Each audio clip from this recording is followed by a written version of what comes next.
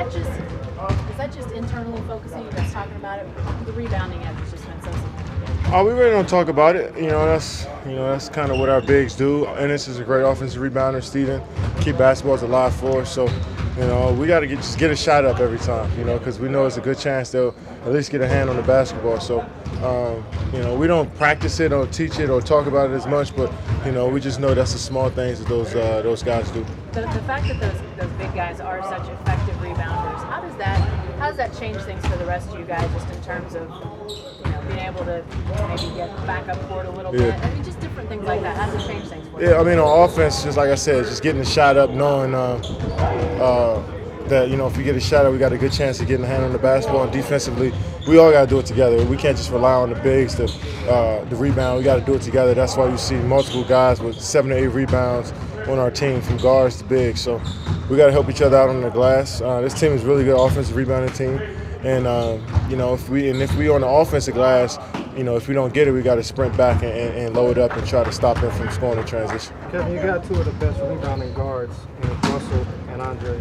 How much does that help you guys, and what areas does that really make a difference in? It just makes us well balanced on that, in terms of rebounding. Having a guy that, at the point guard, a lot of point guards don't crash the glass. Their job is to get back, and Russell takes full advantage of, having 5-on-4 or sometimes 5-on-2 on a defensive glass, because most we're so good in transition. Most teams want to get back and not crash the glass. So Russell was coming in and giving us a hand, and using his athleticism to grab rebounds. So like I said, point guards don't really crash the offensive glass. He's one of the rare guys that do it, and he helps us out a lot on the defensive glass. Kevin, what's changed for you guys the last 2 games, the way you've been able to close maybe down the stretch? Is it execution, grit, or physicality? Nothing really has changed for us, as far as, offensively. We're still trying to, find a good shot. But I think defensively, we're just knowing, when you're in the series, you kind of know what the team does and, how you're going to stop them and, how you're going to try to stop them. And I think the last few games, defensively, we've done a good job of just trying to make it, make their guys shoot tough shots and rebound the basketball. Simple. This team is really good at multiple movements and guys making tough shots, so we just try to stay, in between the basket and our guy and trying to make him shoot over a hand. What makes it a change in Dion at all? It just seems like he's really giving you guys a spark, helping you guys close these games out.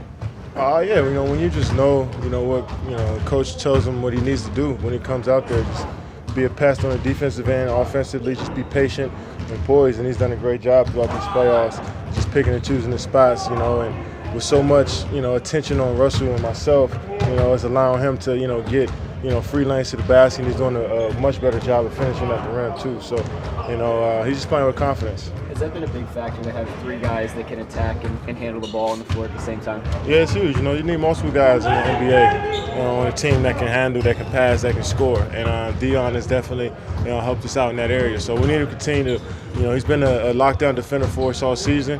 And to add in, finishing at the rim, shooting the jump shot, getting to the paint, passing out, he's done a great job. Kevin, you've played with Russell for so long, but the entertainment value for people watching games, I'm wondering if it's the same for you guys. I mean, one moment, you can do something spectacular. One, you could be thinking, man, Russ, what was that? I mean, just the roller coaster of it all. How is it out there for you? I mean, we're basketball players, so we look at the other things that goes into a basketball game. Obviously, people on the outside look at athleticism and him playing with emotions and playing with his heart on the sleeve and just being around him every single day. We don't just see him when the lights turn on at 7. We see him throughout the whole day. So nothing really surprises us at this point. But we just look at the small things he do.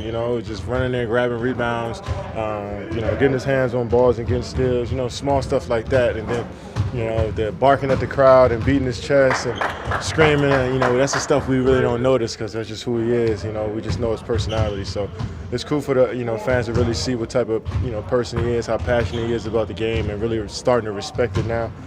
But that's something we've known for a long time. Kevin, what do you think it will take for you guys as a team to close this team out? Close our games are the hardest. We know they're going to try to force this game 7, and we just got to we can't rely too much on our crowd. We can't be relaxed knowing that we're at home, but they beat us at home in Game 3, so we got to be play as hard as we can, man. I think we started the game off last game with an intensity that it takes to win a game.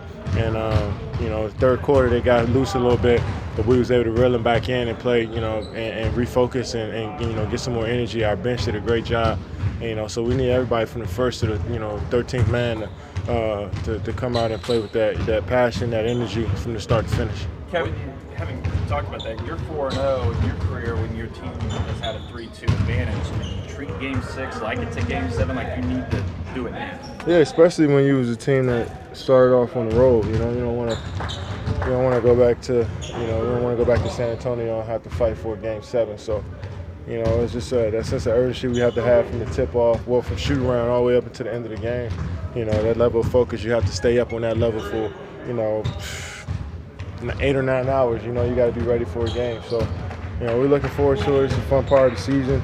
We know how tough these games are, so we got to be locked in. We got to enjoy the moment as well. We can't put too much pressure on ourselves.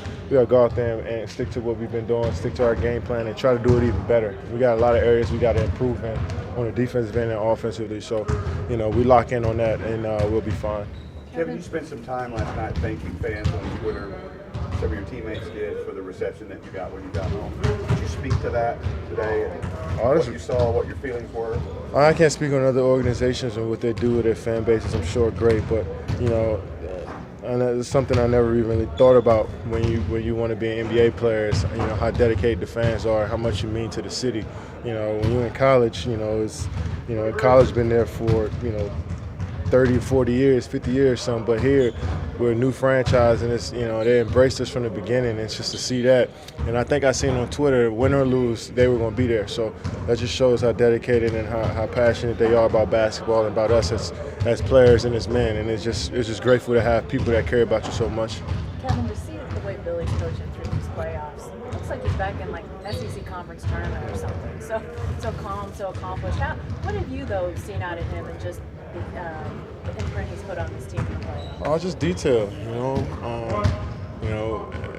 it's just detail. I think when we lose, that someone has to get the blame. When you win, someone has to get the credit, and he's not like that. We all doing this together, and that's how we feel.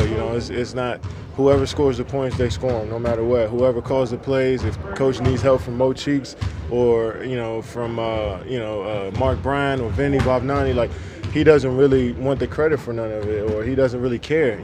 All those coaches do it together, just like all the players do it together on the floor. We all come together as one and try to figure things out.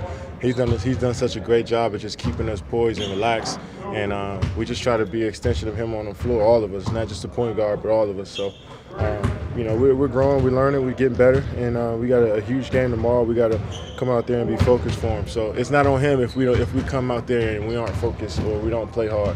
That's on us. So, he's done a great job of just letting us know what we need to do as far as a focus standpoint is concerned, and guys are kind of responding well.